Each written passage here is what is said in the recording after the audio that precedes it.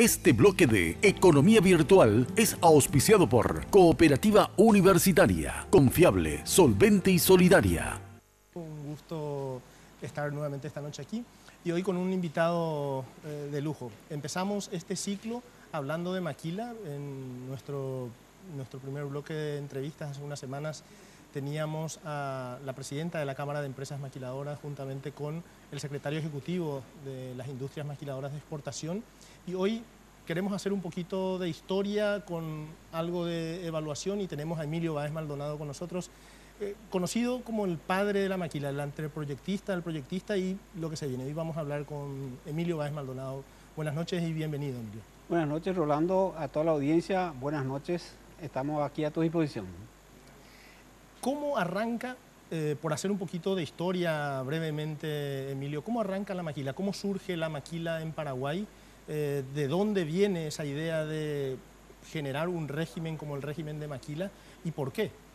Sí, yo actualmente soy miembro vitalicio de la Federación Interamericana de Abogados, que tiene su sede en Washington y tiene sus conferencias anuales en cada país de América cada año. En 1987 participé en una de las conferencias en Tampa, Florida, y en esa ocasión, estando ahí, luego de terminar una reunión, nos juntamos todos los latinos, agrupándonos todos para ir a cenar todos juntos los que hablábamos español, y los que hablaban inglés se iban con sus grupos, etc. Así es que nos juntamos y tuvimos la ocasión de estar con un ciudadano americano, un abogado americano que hablaba perfectamente el español, y abogados mexicanos. Y se dio la circunstancia de que uno de ellos, el doctor Aureliano González Vaz, hijo del que fue el padre de la maquila mexicana prácticamente, y el americano casualmente era también pariente de uno de los abogados americanos, del lado americano, que generaron lo que hoy día es la maquila mexicano-americana.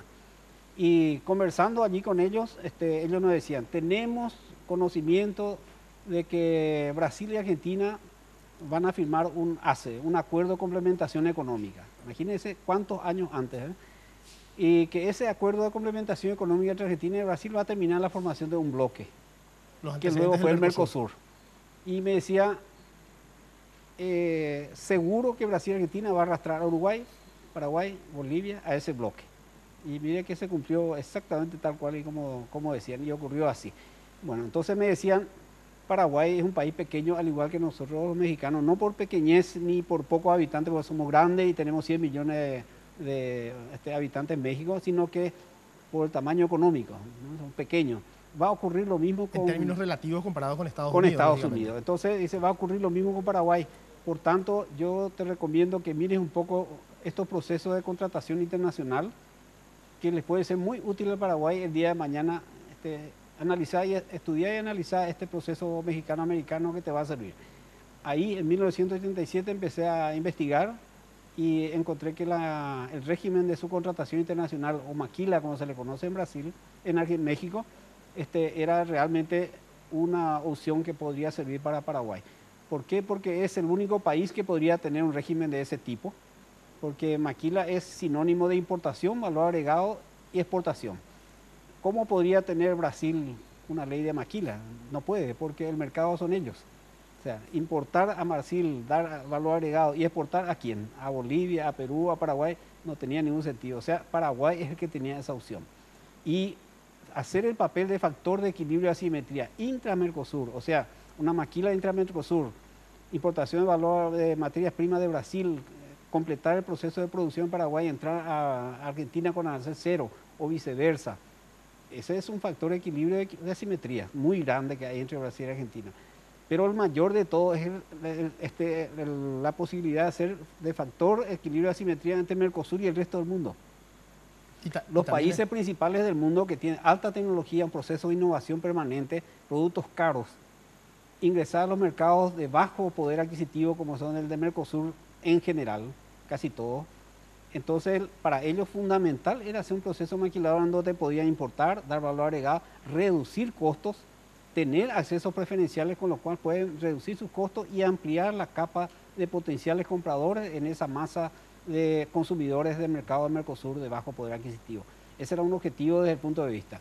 Y para exportación, la misma cosa, reducir costos de producción Brasil y tener los accesos que Paraguay tiene, como SGP Plus a la Unión Europea, que puede significar el mayor potencial que tiene la maquila paraguaya, que es lo que está por entrar ahora.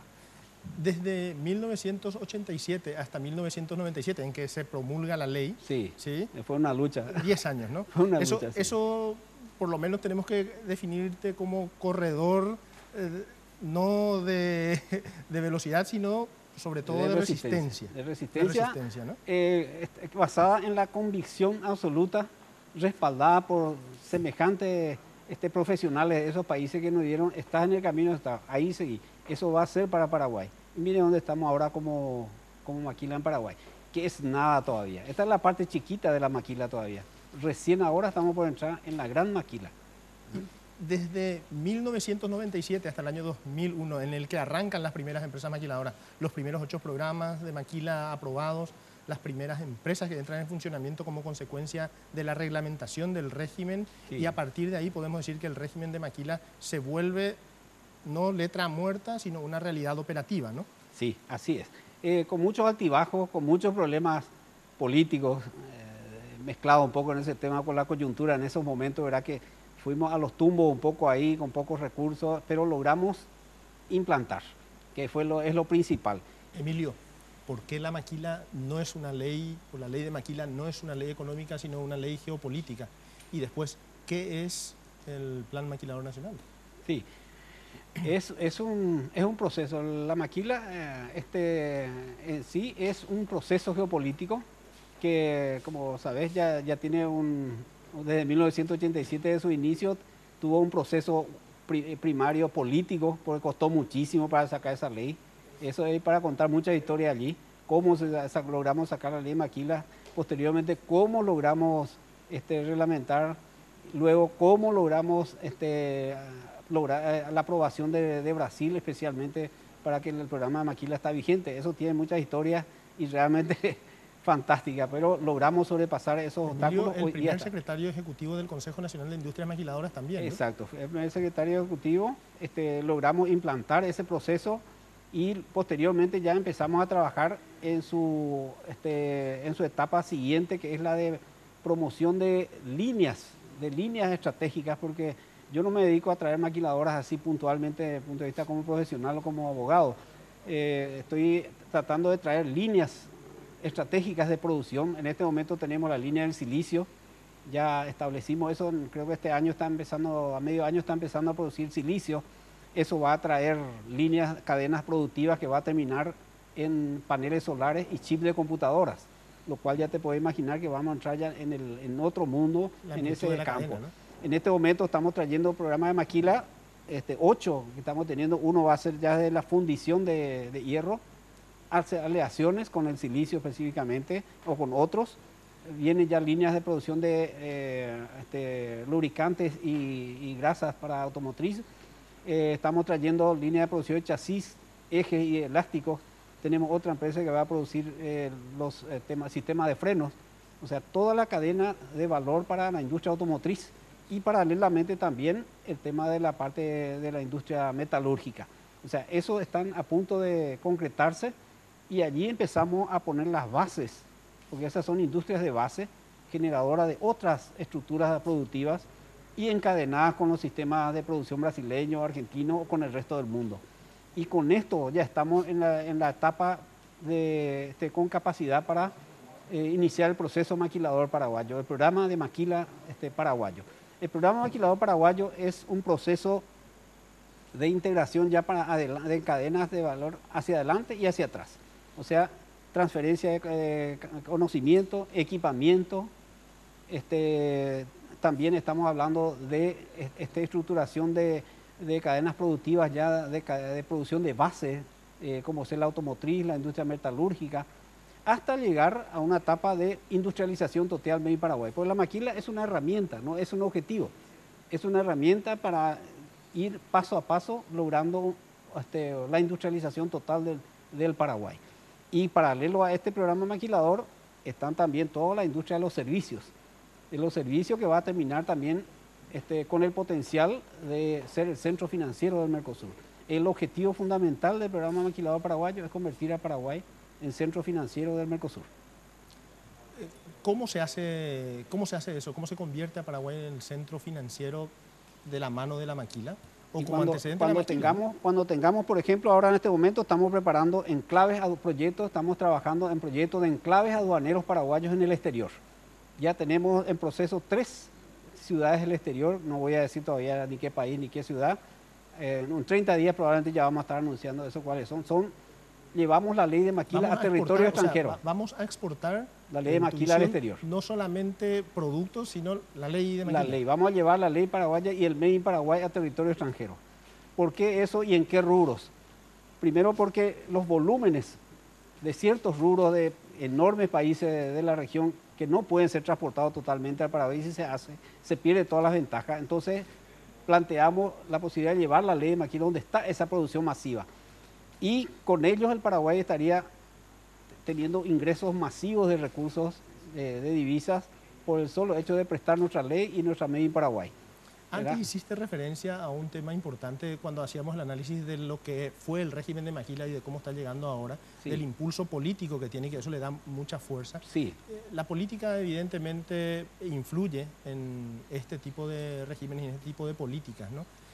¿Cómo ha influido en este periodo y qué se espera o cómo debería influir la política o los gobiernos para seguir desarrollando y seguir avanzando? Sí, en una etapa primaria fue una actividad política neta, ¿verdad? Yo tuve que hacer casi 200 conferencias, charlas de todo tipo en todo el país para lograr sacar la ley de maquilas en el Congreso. Posteriormente, otra vez, nuevamente una serie de presentaciones, trabajo, lobby, incluso en el exterior, para lograr hacer reconocer la maquila dentro del Mercosur, que hoy día está vigente plenamente y es política de Estado prácticamente. Ese es un capítulo puntual, o sea, un capítulo específico. La parte local es política, sí, la parte de articulación con el Brasil, lograr el reconocimiento ya es una acción geopolítica, y ahora la ampliación del programa ya llevando enclaves aduaneros a terceros países ya es un proceso geopolítico también, porque es generación de poder. Es generación de poder. Emilio, se habla mucho de las 64 empresas maquiladoras que se han incorporado al régimen en los últimos 2 años y medio. Sí. ¿Se puede hablar de un boom en este momento del régimen de maquila? Sí, se puede hablar de un boom. ¿Pero es el boom que debería ser? No. Este todavía está. Son empresas maquiladoras y es muy importante porque hace al crecimiento del régimen y que se está profundizando eso. El otro día, estando en Brasil, me dieron una imagen de un automóvil que tiene maquila.com, por un automóvil, dice, sí, o boom de las industrias brasileiras en no Paraguay. Era algo increíble, ¿verdad? Que, sí, ahora te voy a pasar para que vos puedas mostrar el día de mañana. Hasta ya por automóviles están los sitios web, decía maquila.com de Brasil.br, sí, ¿verdad? O sea que está entrando en el subconsciente ya, incluso del empresario brasileño, que el Paraguay es una opción, no solamente maquila, en muchos otros regímenes y en la propia economía para abajo, el régimen general, es para Brasil hoy día un apoyo muy fuerte y una herramienta para mejorar su competitividad. La maquila, que en un primer momento se pudo haber visto como un negocio para Paraguay excluyente para el resto de nuestros socios hoy del Mercosur, en realidad puede ser y es o está empezando a ser un negocio para todos, ¿no? Es lo que es geopolíticamente hablando, factor de equilibrio y asimetría, intra y extra Mercosur. Ahí se define todo lo que es la maquila paraguaya, factor de equilibrio intra y extra Mercosur. Y para el Paraguay en sí, estamos ya llegando a una etapa con la cantidad de empresas maquiladoras que están entrando en una primera etapa de transferencia de primer orden, se conoce, que es todo viene de afuera y todo va para afuera. Ahora vamos a empezar el programa maquilador paraguayo para pasar a un régimen de transferencia de segundo orden, que significa ya que eso vaya pasando de a poco a convertirse en industria paraguaya, porque la maquila no viene al Paraguay a diferencia de como es México, que está desde los 60. Nosotros nuestro objetivo es que en 10, 15 o 20 años más tardar, el Paraguay, la maquila tenga que ser una cuestión secundaria y ya tiene que haber quedado una base industrial 100% paraguaya. Ese es el objetivo geopolítico de la maquila paraguaya. La maquila es un negocio para todos. ¿Y el negocio específicamente paraguayo, cuál es? El negocio de Paraguay es, en esta etapa, es generación de empleo. Eso es lo primero. 15.000 ahora, empleos. En este momento es empleo. 15.000 personas trabajando, sí, directamente en las empresas maquiladoras a día de hoy. 15. ¿Ese es un número bueno, regular, aceptable? ¿Vamos por buen camino? Ahora está por entrar la parte masiva de generación de empleo, está por entrar ahora, está viniendo fundición de hierro, por ejemplo, que está por entrar acá, ya estamos hablando otra vez de 1.600, 1.700 puestos de trabajo. Y como te decía anteriormente, son industrias de base. Se instala eso y viene detrás todas las líneas, la parte automotriz o la parte metalúrgica, ya industria de base paraguayas, ¿verdad? Entonces eso va a ser el motor de generación de empleo directo nacional bajo régimen general y así sucesivamente, ¿verdad? Es lo que pretendemos ahora iniciar con este programa Maquilador Paraguayo, ¿verdad? ¿El programa Maquilador Paraguayo va a requerir necesariamente desarrollo de leyes? No necesariamente. El programa en sí no. Lo que sí va a necesitar ya de integración, de una integración del gobierno con las universidades, con las empresas, tanto las maquiladoras como las locales, con las empresas de servicios. Ya es un proceso de integración y empezar la transferencia, como hablábamos, para llegar hasta la de segundo orden, como te decía. Empezar a transferir al campo interno conocimiento, equipamiento, iniciar procesos de investigación ya a partir de lo que vino con la maquiladora, empezar a hacer procesos de innovación local, ¿verdad? Que tienen que llegar a la industria paraguaya 100%, ¿verdad? Esos procesos no tenemos tiempo nada más para explicar con mayor amplitud eso, pero básicamente es lo que se viene ahora en este momento. Y como te digo, el mayor motor y el que va a generar ingresos de divisa en este momento es los enclaves aduaneros, ¿verdad? Pregunta obligada y estamos cerrando, Emilio. Estamos a mitad en el Ecuador de un gobierno, se vienen los últimos años de este gobierno, sí. Ha dado mucho impulso al régimen de Maquila. Vamos a entrar seguramente en un año más en una intensa movimientos de campañas políticas. Sí.